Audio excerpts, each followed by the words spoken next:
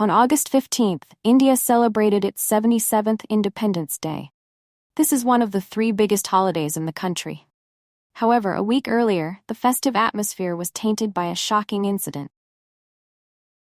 Dr. Mumita Debnath was gang-raped to death on the campus of a medical college in Kolkata, West Bengal, eastern India. She had a doctorate and was a second-year postgraduate student at AUG Medical College. On the morning of August 9, 2024, Dr. Mumita Debnath was reported missing by her colleagues. She was last seen walking to a seminar hall on campus to rest after a long shift. Her body was discovered later that day, half-dressed, with visible injuries, indicating a brutal attack. An autopsy confirmed that she had been raped and strangled to death. The report detailed severe injuries to her genitals, face, and other parts of her body, suggesting a violent struggle before she died. Thousands of people gathered on the streets of Kolkata to condemn the brutal rape and torture. The case has sparked protests across India, demanding better protection for women. Prime Minister Narendra Modi has called for swift action against those who commit atrocities against women. Crowds marched through the streets of Kolkata, condemning the murder and holding a candlelight protest at midnight, coinciding with the start of India's Independence Day celebrations. Protesters demanded action against widespread violence against women and held slogans demanding justice. "We face harassment almost every day. We don't go out of fear. That's not the way to solve the problem," said protester Sanata Honder. Doctors and nurses at government hospitals in several states have suspended elective services indefinitely since the beginning of this week, demanding speedy justice and a safer work environment. Protests have also taken place at other hospitals across the country, including in the capital, New Delhi. In his August 15th speech in New Delhi, Prime Minister Modi did not specifically mention the Kolkata case, but expressed his pain over violence against women.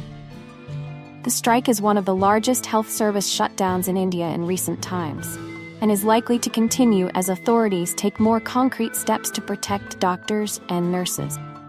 According to Indian media, the 31-year-old female doctor was raped and murdered at a government hospital in Kolkata. A large amount of semen was found in her body, suggesting that it was a gang rape. Her parents said an autopsy determined the cause of death to be strangulation and that there were signs of sexual assault.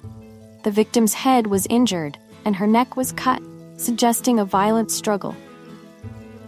Although gang rape is suspected, which is common in India, only one suspect has been arrested so far. That is Sanjay Roy, a man who is said to have been a regular on the AUG Medical College campus, although he was not an employee of the college. Roy worked as a civilian volunteer with the Kolkata police and was allegedly involved in various illegal activities at the hospital. When questioned, Roy admitted to the crime without showing any remorse. Hospital surveillance cameras captured him entering the building where the doctor's body was found just hours later. Another piece of evidence was Roy's Bluetooth headset, which was found next to the body, which had been paired with his phone. Police also found blood on Roy's shoes, despite his attempts to wash his clothes to destroy the evidence. India's Central Bureau of Investigation, CBI, has stepped in to investigate the case. Psychological analysis revealed that Roy was a sexual deviant with animal-like instincts, and he showed no emotion when recounting the incident. However, the CBI has not commented on the DNA test result. Meanwhile, local media reports have suggested that Roy was involved in an illegal hospital racket that charged fees to secure admissions. According to the investigation, Roy was part of a racket in a state-run hospital, charged patients, relatives to secure admission. Roy would also charge relatives for finding beds in nearby nursing homes. They did not have a bed in a government hospital. This is a common practice not only in India, but also in many other countries. Although not a regular police officer, Roy used his connections to stay in the police barrack. At one point, he wandered around wearing a t-shirt with the letters KP, which stood for Kolkata Police, written on it. Roy's bicycle also had a KP license plate. Roy introduced himself as a police officer, leading many to believe that he was actually a police officer. According to local media reports, Roy confessed to the crime shortly after police began questioning him. and showed no remorse. Roy was arrested after a hospital surveillance camera captured him entering the emergency room building at around 4 a.m. The same day, the doctor's body was found in the same building a few hours later. Another key piece of evidence was the Bluetooth headset found next to the victim's body. Surveillance footage showed the headset hanging around Roy's neck as he entered the building, but it was gone when he exited. The earphones that were found next to the victim's body were also paired with Roy's phone. According to sources, Roy went home after committing the crime and washed his clothes to destroy the evidence. However, police still found blood stains on his shoes. The accused has been remanded in police custody till August 23rd.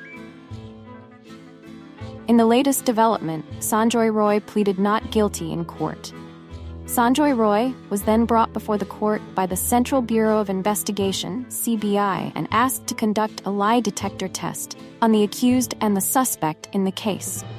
A lie detector test can only be conducted after obtaining the consent of the court and the suspect. And Sanjoy Roy agreed. When asked by the judge why he agreed to a lie detector test, Sanjoy Roy burst into tears and said that this was a way to prove his innocence. "I have not committed any crime. I am being framed. Perhaps this test will prove it," Times of India quoted Sanjoy Roy as saying. The court then allowed a lie detector test on Sanjoy Roy.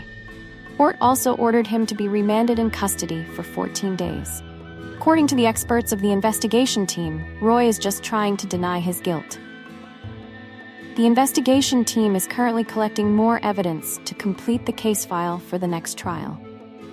The horrific murder and mutilation of the doctor while on duty has sparked nationwide protests. Amid the tension, the principal of the medical college resigned, and people have raised questions about the safety of doctors at the hospital.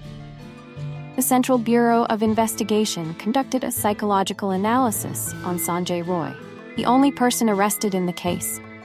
The analysis revealed that Roy was a sexual deviant with animal-like instinct. Psychologist analysts confirmed that he showed no emotion while recounting the incident.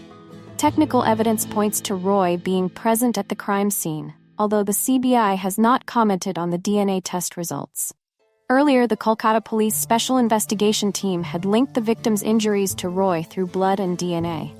Meanwhile, a Central Security Force team has begun a security assessment of the AUG Car Medical College and the hospital, following a Supreme Court order. Around 180 Central Security Force personnel are expected to be added to the 524 policemen currently deployed to manage the hospital security. They have inspected key areas of the hospital and identified 3 rooms for temporary barracks. A detailed assessment of the hospital's security needs is being conducted in coordination with the CISF and the Kolkata Police. The Central Bureau of Investigation has asked former principal of the RG Car Hospital, Sandip Ghost, and 4 other doctors to appear in court in connection with the brutal rape and murder. The court has allowed lie detector tests for the former principal and 4 other doctors who were present at the victim's side in his final hours. In addition, the Supreme Court of India asked the West Bengal government not to punish those who peacefully fought for justice for the young doctor and urged the striking doctors to return to work, ensuring they are protected from retaliation. Earlier, the Supreme Court of India questioned the delay by the Kolkata police in filing an information report in the case. Avoiding sentence. The Supreme Court of India has questioned the former principal's role in the case and why he was appointed principal of another college soon after resigning from RG Car. These points of doubt need to be investigated more thoroughly. Meanwhile, there have been calls for fairness and transparency in the investigation of the case. Thank you for watching this video. Don't forget to like and subscribe to the channel for more updates on this case.